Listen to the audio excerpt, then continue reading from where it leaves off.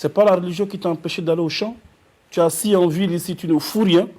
Ce n'est pas la religion qui t'a empêché d'aller travailler, d'aller réaliser, d'aller concrétiser ta connaissance.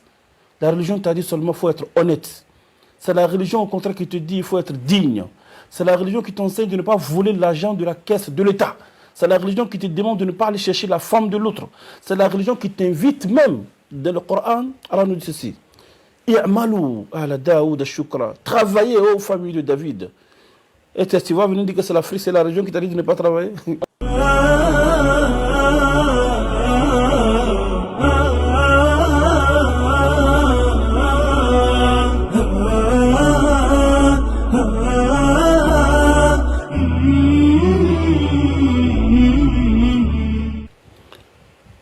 Depuis longtemps maintenant, ça fait très longtemps que nous attendons ceci. Les gens, certains des pseudo-panafricains, parce qu'il y a des bons panafricains, mais des pseudo, il y a des pseudo-panafricains et des pseudo-intellectuels qui ont fait échouer l'Afrique, qui ont fait trébucher l'Afrique. Ça veut dire que après tant d'années d'études, on les a confié la gestion du pays, on les a confié la gestion de nos différents biens, parce que ce sont eux qui sont devenus des présidents, des députés, des ministres, etc. Après avoir lamentablement échoué, ils disent non, ce n'est pas nous, c'est la religion qui a fait. Alors que c'est des gens même qui ne prient même pas, qui ne croient même pas en Dieu, en général. Des personnes qui ne savent que parler le français, réclamer des droits sans pour autant aller chercher ces droits. Tout ce qu'ils savent faire, c'est d'insulter, dénigrer et bafouer les autres. Après, maintenant, il faut chercher le big émissaire, c'est la religion. C'est trop facile. C'est de l'irresponsabilité et c'est de la malhonnêteté, car la religion n'empêche personne de travailler. Nous avons vu tout récemment M. Tikendia, un artiste ivoirien, alhamdoulilah aujourd'hui, qui est installé en Europe et au Mali, en Banga Folie Foyer. Et il a dénoncé certaines choses de la société que nous supportons, nous sommes d'ailleurs avec lui, mais après il a mis la faute sur la religion. Je pense que c'est important qu'on aborde le sujet parce qu'on ne doit pas avoir peur d'aborder certains sujets. Aujourd'hui, la religion, c'est devenu un gros problème pour nous en Afrique parce que nous, on chante pour réveiller le peuple et les religieux leur disent de se calmer, d'attendre le paradis de demain. Mais en attendant, les religieux, ils ont déjà le premier paradis ici.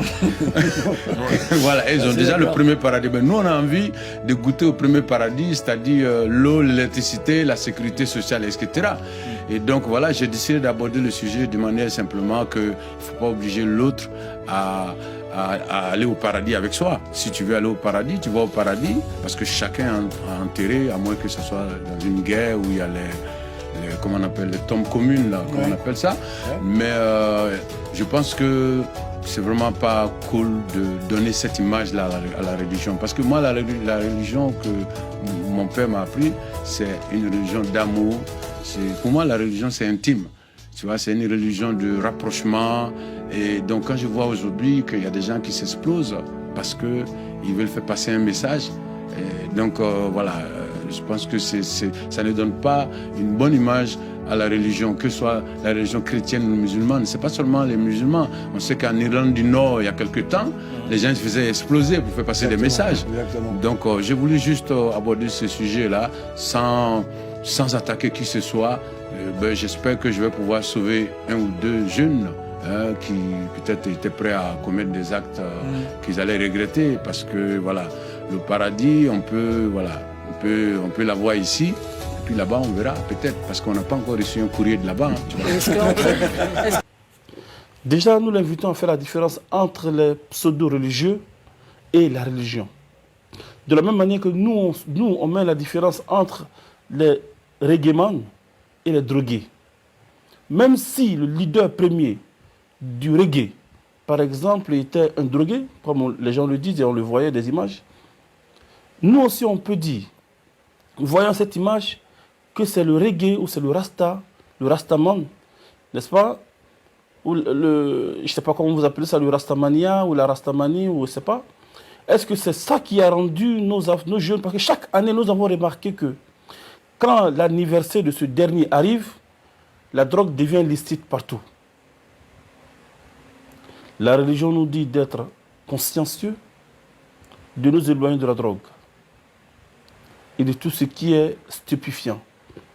Alors que le reggae, le rasta, nous dit de ne pas faire, mais lui-même il fait.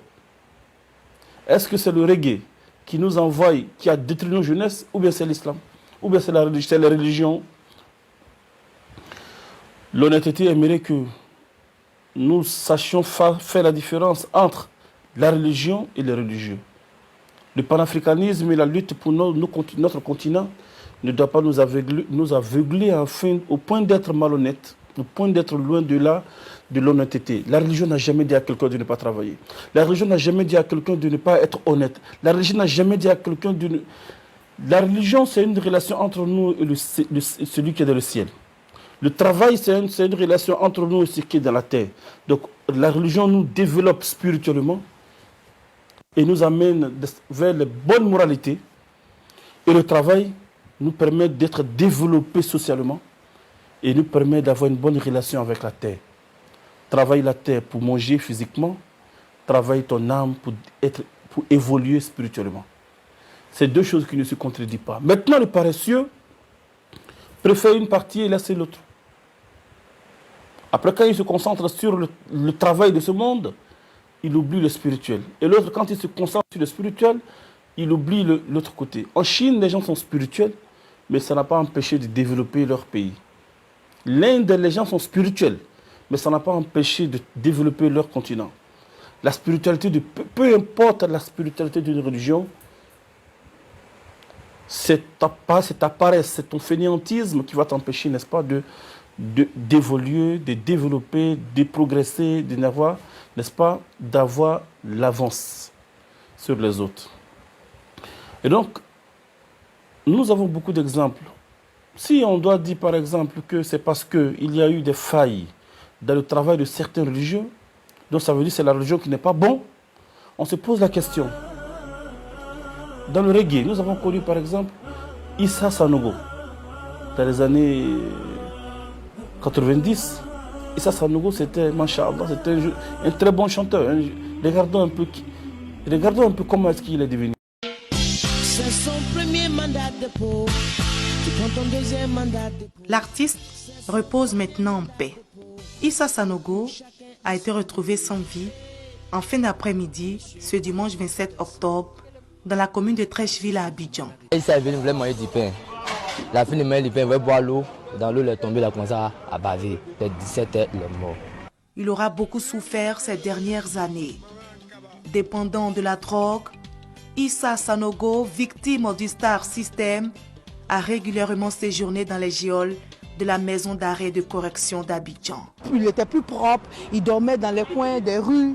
La fin de Issa a été vraiment tragique. La santé défaillante, c'est un homme émacié, réduit à la mendicité, qui errait dans les rues de Trècheville. Mais depuis qu'il est rentré dans l'affaire de la drogue, chaque fois qu'il vient chez moi, il dit ah, mon jumeau, vraiment, il y a des problèmes, je lui donne au moins 100 francs, 200, 100 francs pour manger. Révélé dans les années 80 dans l'émission Première Chante RTI avec feu Roger Fulgence Kassi, Issa Sanogo était voué à une destinée glorieuse.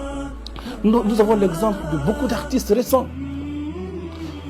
Le coupé décalé, combien de destruction de notre jeunesse que le coupé décalé a créé? Est-ce qu'on va dire que c'est le coupé décalé qui a gâté l'Afrique? Mais n'empêche que le coupé décalé a détruit beaucoup de nos jeunesses. Comment est-ce que le fondateur premier même du coupé décalé, regardons un peu comment est-ce qu'il est terminé. Regardons, on ne va pas dire qu'il a eu un problème qui s'est mal terminé, mais après, est-ce que c'est le coupé décalé qu'il a mis dedans? Point d'interrogation. Une chose est sûre, un problème dans un milieu ne doit pas être pris pour dire que le milieu n'est pas bon parce que nous avons constaté quelque chose de mauvais dans le milieu. Donc s'il y a des individus qui ne sont pas bons dans un milieu tel que des mauvais religieux, on ne doit pas juger la religion avec ces mauvais religieux-là. Donc, l'arabe, l'islam ne doit pas être jugé avec les arabes. Comme le christianisme, bien sûr, ne doit pas être jugé avec le colon, qui, parce qu'il a voulu manipuler l'Afrique, il a utilisé la religion pour venir manipuler l'Afrique. L'arabe a sa nature, comme l'Africain a sa nature. On ne peut pas dire que les religions africaines sont mauvaises parce que les Africains ne sont pas bons. On ne peut pas dire que les religions islamiques, l'islam n'est pas bon parce que le fondateur est un arabe et que les arabes ne sont pas bons, parce que beaucoup d'arabes ne sont pas bons. Ou on ne peut pas juger négatif, n'est-ce pas, le christianisme d'ailleurs, parce que celui qui a apporté le christianisme n'est pas bon. Ou bien on ne peut pas juger, n'est-ce pas, une religion parce qu'il y a des personnes qui utilisent cette religion pour atteindre leur but, pour atteindre leurs objectifs. Non, c'est de la malhonnêteté. C'est de la malhonnêteté. Alors donc, entre parenthèses, aujourd'hui tout le monde sait que l'islam et le djihadisme, l'islam et le terrorisme sont deux choses très différentes. N'empêche que, si d'autres personnes font semblant de ne pas faire la différence, nous ne pouvons pas ouvrir leur tête pour mettre l'explication encore dedans. Une chose est sûre, tout bon musulman est un djihadiste, je répète. Tout bon musulman est un djihadiste, mais le djihad ne signifie pas le terrorisme. Ça signifie tout simplement l'effort pour la cause honnête, bonne de Dieu. Et tout djihad qui contribue à détruire la vie des autres, tuer les autres, ce n'est pas du djihad, c'est du terrorisme. Et l'islam est contre le terrorisme. Dieu nous dit ceci, ne tuez pas l'âme que Dieu a interdit. Ne tuez pas l'âme tant que personne n'a pas tué, ta personne n'a pas tué quelqu'un. Et il nous dit quiconque tue une personne est l'exemple de celui qui a tué l'humanité tout entière. Et celui qui donne la vie à une personne est l'exemple de celui qui a donné la vie à toute la terre. Alors, Inch'Allah, je pense que ça doit être très clair. Si il y a des mauvaises personnes en islam qui fait que l'islam n'est pas bonne, ou qu'il y a des mauvaises personnes dans la religion qui fait que la religion n'est pas bonne, alors le rasta doit être très mauvaise parce que nous avons constaté beaucoup de drogués dans notre communauté, dans nos jeunesses, à cause du reggae. Donc, si tu veux condamner l'islam parce qu'il y a des mauvaises personnes dedans, alors il faut commencer à condamner le reggae parce que c'est grâce au reggae que beaucoup de jeunes aussi de chez nous ont commencé à fumer la drogue. Alors donc ceci est un message pour notre aîné, n'est-ce pas, parce qu'il est âgé que nous, encore aucun de dos. Et mais pour lui dire de ne pas faire l'amalgame entre la religion et certains religieux. Assalamu alaikum wa rahmatullah.